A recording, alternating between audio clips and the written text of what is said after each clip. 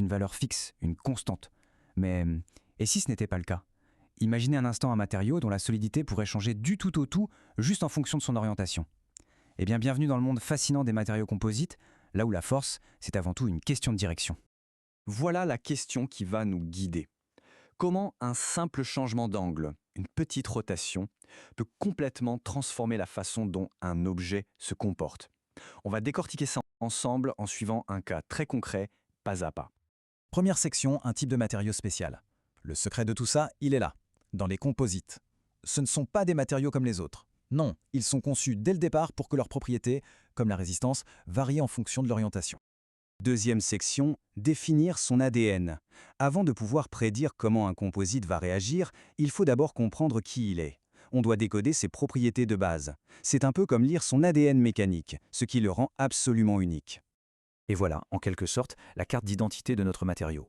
Chaque chiffre que l'on voit ici, que ce soit le module qui mesure la rigidité dans le sens des fibres ou celui qui mesure la résistance à la torsion, eh bien chaque chiffre est une instruction fondamentale qui va dicter son comportement.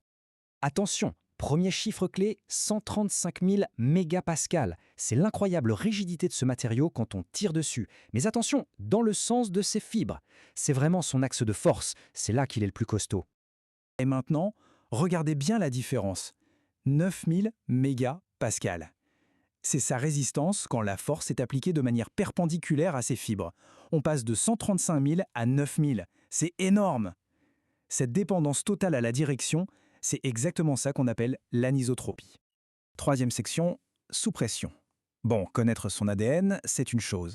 Mais maintenant, on va voir comment ce matériau réagit quand on lui applique des forces bien réelles. Un vrai test de résistance.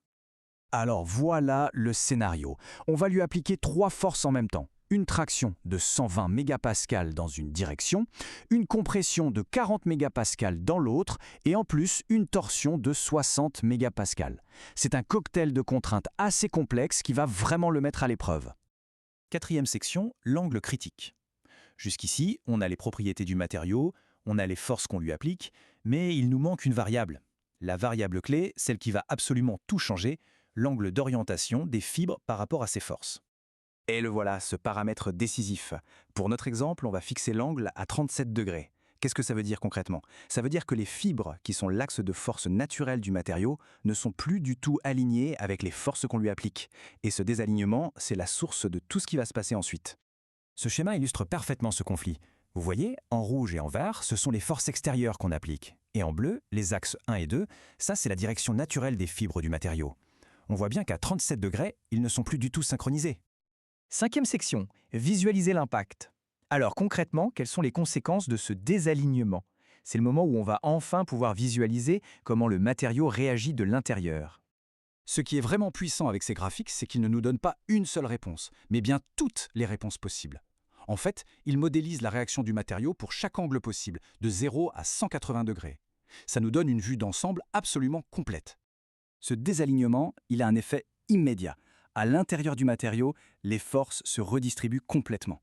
L'objet ne se contente plus d'être tiré ou comprimé, il commence à se tordre, à se déformer de manière complexe, parfois même inattendue.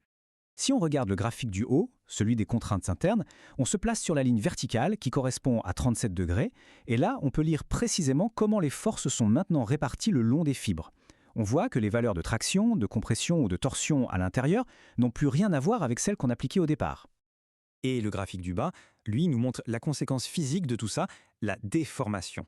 À cause de ces nouvelles contraintes internes, le matériau s'étire, se tord. En suivant toujours cette ligne de 37 degrés, on obtient les valeurs exactes de cette déformation. C'est la réaction directe au désalignement. Sixième section, le code derrière la résistance. Mais comment est-ce qu'on peut prédire tout ça avec une telle précision? La réponse, elle est dans les mathématiques, qui modélisent ce comportement. Allez, on jette un petit coup d'œil sous le capot.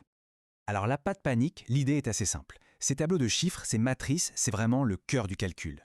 Celle de gauche, la souplesse, elle mesure à quel point le matériau accepte de se déformer. Et celle de droite, la rigidité, c'est sa capacité à résister. En fait, ce sont les deux faces d'une même pièce et c'est ce qui permet de prédire la réaction du matériau avec une précision bluffante. L'auteur de l'outil qu'on a utilisé nous laisse sur cette invitation. Essayons de résoudre cet exercice ensemble. C'est une porte ouverte qui transforme une simple analyse en une véritable expérimentation. Et cette invitation, elle est très concrète.